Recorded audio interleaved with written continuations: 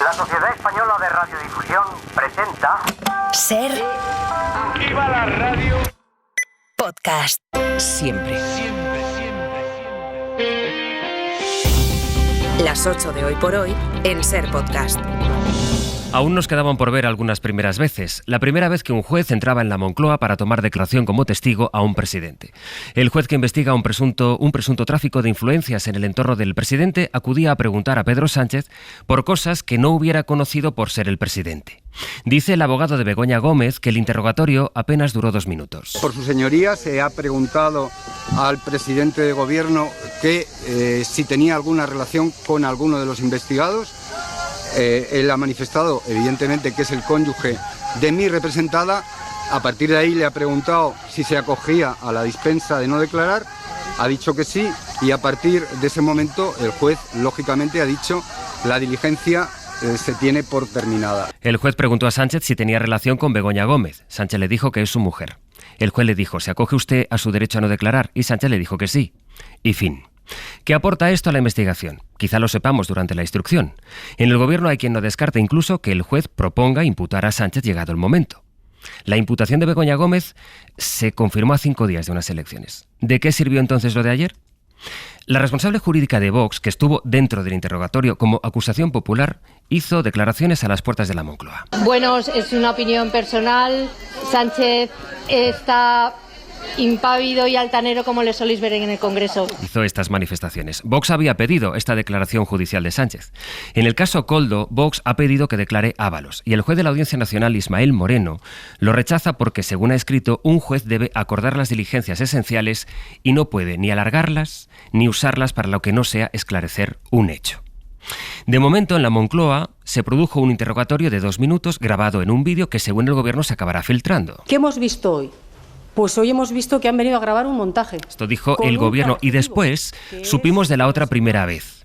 La primera vez que un presidente del gobierno se querella contra un juez por prevaricación.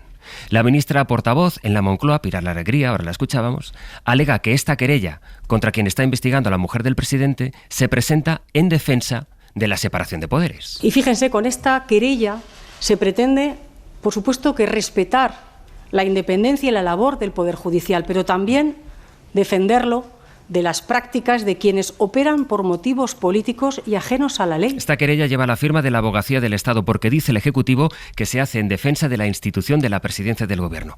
Puede que parezca que las noticias son siempre las mismas, que es todo el rato lo mismo, pero ya ven que la realidad es que no dejamos de asomarnos a las primeras veces. ¿Qué será lo próximo? Hoy por Hoy Noticias. Ser Podcast.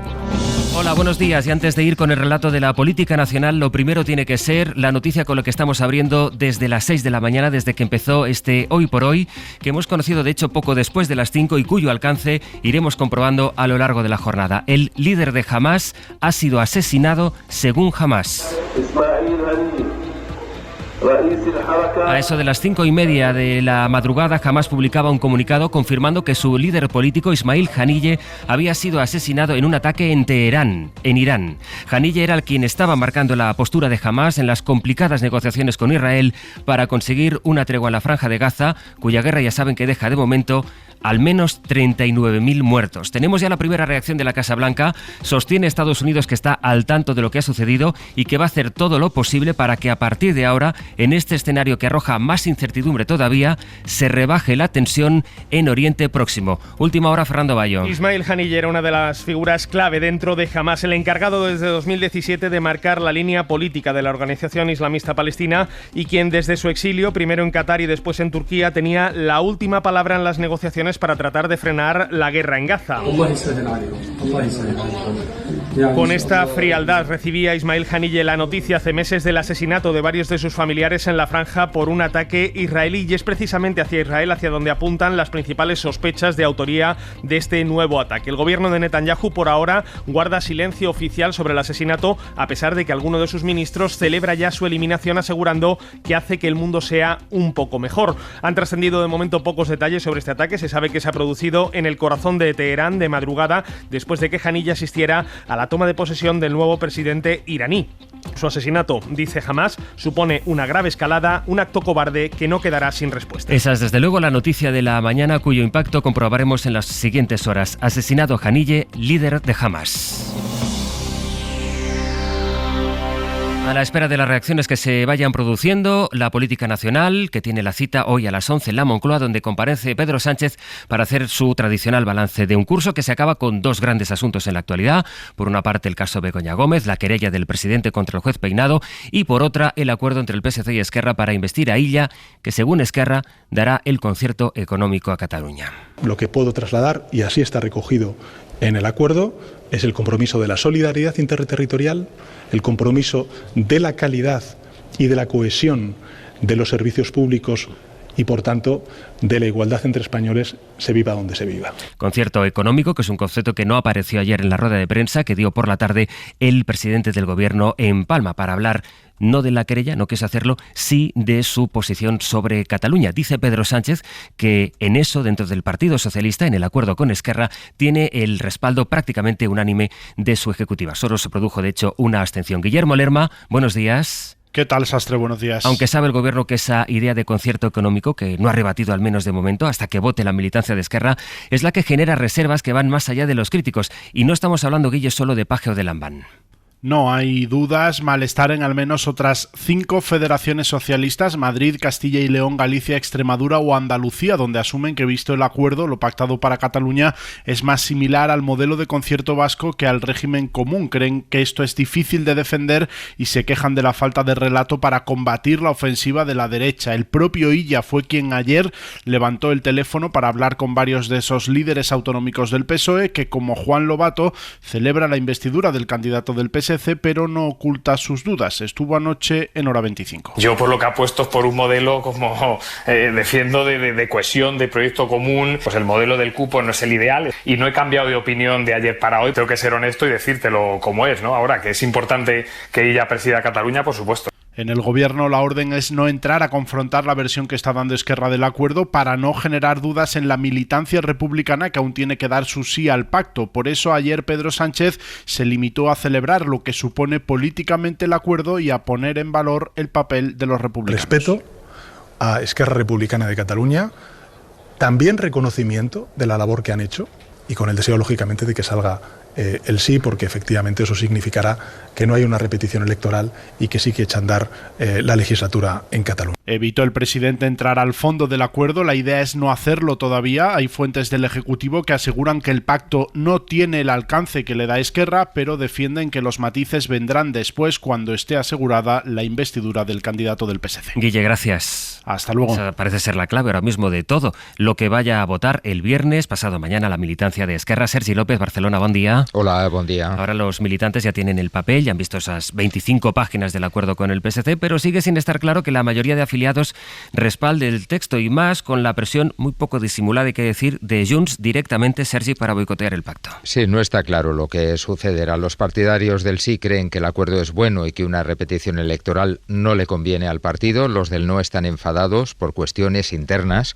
como los carteles de Maragall, el enfrentamiento entre Junqueras y Rovira, y les genera además desconfianza que el PSC no diga nada del acuerdo hasta que se conozca el resultado de la consulta. Por eso, la dirección republicana se está empleando a fondo explicando el contenido de un texto que, aunque no habla de concierto económico, sí que dice que Cataluña gestionará, recaudará, liquidará e inspeccionará todos los impuestos. Junts ningunea, como decías, este acuerdo porque consideran que Esquerra está asumiendo el marco político de los socialistas y consideran que Salvador Illa, además, es el más favorable a la represión y el menos comprometido con el catalán. Reclaman desde Junts en este momento que lo más positivo para Cataluña sería la unidad del independentismo. Sergi, hasta luego. Hasta luego. Los que se han revuelto sin reserva son los presidentes del Partido Popular. David Junquera. Esta rebelión, la de los varones del PP, era esperable. Un acuerdo político que rompe de facto el principio de solidaridad interterritorial entre todos los españoles. No vamos a tolerar que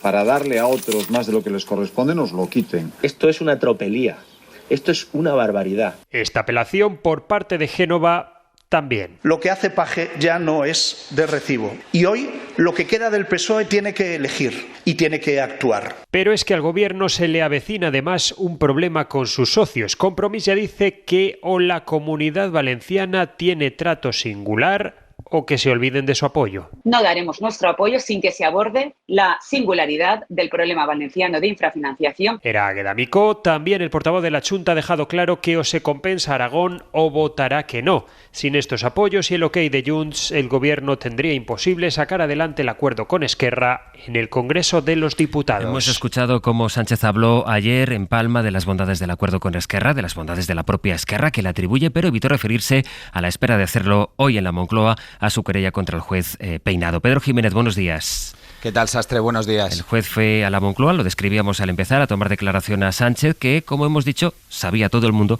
se negó a declarar. Y luego la Abogacía del Estado se querelló contra el juez. Así que la pregunta esta mañana, Pedro, es ¿qué recorrido tiene esa querella y qué es lo que pasa a partir de aquí? Es una querella por prevaricación contra el juez Peinado por dictar resoluciones injustas a sabiendas encaminadas a conseguir la declaración en Moncloa como testigo del presidente del Gobierno en el marco de la investigación abierta por la actividad profesional de su mujer sin permitir que lo haga por escrito tal y como establece la ley. Ahora es el Tribunal de Justicia de Madrid el que debe decidir si la admite a trámite. La admisión, que es probable que ocurra, ya dejaría a Juan Carlos Peinado en una situación delicada para seguir con la causa. Otra cosa es el recorrido judicial, porque la jurisprudencia del Supremo es muy exigente para condenar por prevaricación, para pasar de la mera irregularidad administrativa a la condena penal. La resolución no solo tiene que ser injusta a sabiendas, sino que tiene que ser patente y grosero. El efecto que sí produce esta querella es que limita el margen de maniobra del juez frente al presidente, porque la ley prevé que un magistrado debe apartarse de un procedimiento si le ha denunciado alguna de las partes o tiene un pleito pendiente. Pedro Sánchez no es parte del proceso, pero esto dificulta al juez que pueda elevar la causa al Supremo para que lo sea, y de admitirse a trámite la querella, su mujer Begoña Gómez y el resto de investigados pueden intentar personarse y ampliar el objeto de la investigación propuesta por la Abogacía del Estado. Pedro, gracias. Hasta luego.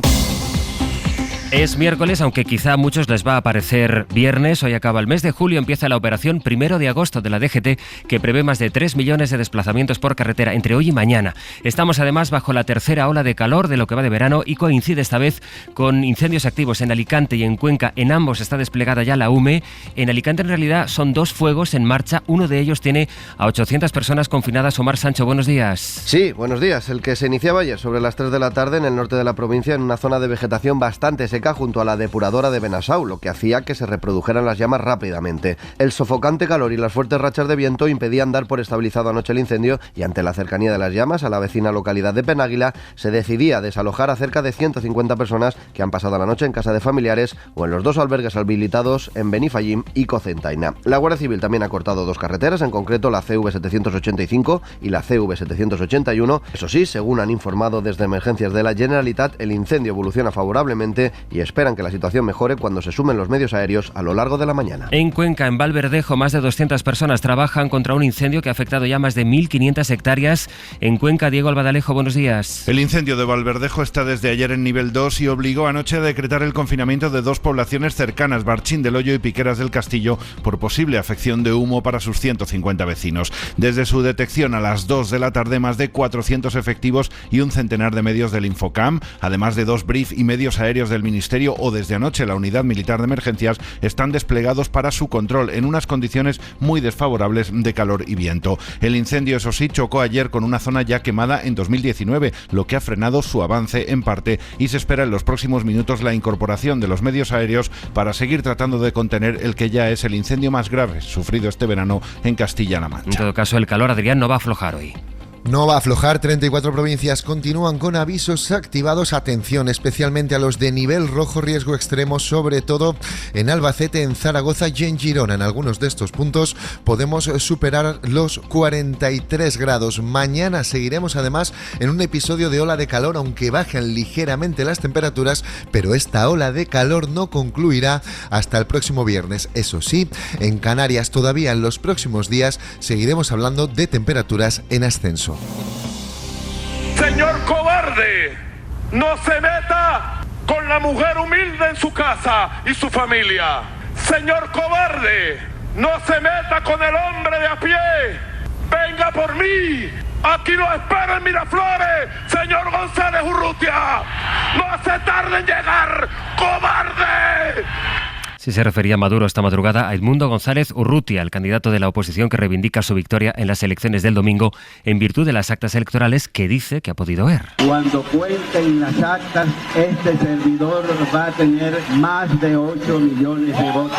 Más de 8 millones de votos, dice González que tiene. El foco está en las calles donde han seguido las movilizaciones. Según varias agencias ha habido ya 11 muertos en las protestas, aunque lo más relevante, de lo más inmediato, es que la Comisión Carter, que es a la que da crédito la comunidad internacional, dice que no puede verificar, los observadores no pueden verificar cuál fue el resultado de las elecciones del domingo. Enviada especial a Caracas, Berta Reventós. Sí, cerca de las 11 de la noche, hora local, se ha conocido la noticia de que el Centro Carter de los Estados Unidos, invitado como observador internacional a las elecciones del domingo, no ha podido verificar el carácter democrático de los comicios. En un comunicado, el organismo categoriza como grave violación de los principios electorales el hecho de que el Consejo Nacional Electoral venezolano no haya anunciado los resultados mesa por mesa, tal y como pide la oposición y la comunidad internacional.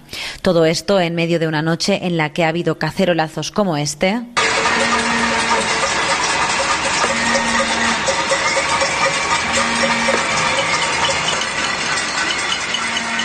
Y enfrentamientos en algunos barrios de Caracas, donde los llamados colectivos grupos civiles armados han instado a los vecinos a permanecer en sus casas. Y además acaba el mes y cae el Euribor, Javier Ruiz. Buenos días. El Euribor cae a mínimos de los últimos 18 meses. El índice hipotecario no había estado tan bajo desde enero del 23. Cierra el mes en el 3,4% y cierra la media mensual en el 3,5%. Eso significa que para una hipoteca media de 120.000 euros a 25 años y que tenga revisión anual va a ahorrar unos 31 euros al mes, unos 375 euros al año. Este es el punto más bajo del Euribor este año, pero va a seguir bajando. La expectativa es que cierre el año en una media del 3,3% y que el año que viene cierre todavía más bajo, en torno al 2,5%. Así que las bajadas de tipos del Banco Central Europeo, que todavía no se han producido, sí empiezan a aliviar ya las cuotas hipotecarias. 10 minutos Para no perderte ningún episodio, síguenos en la aplicación o la web de la SER, Podium Podcast o tu plataforma de audio favorita.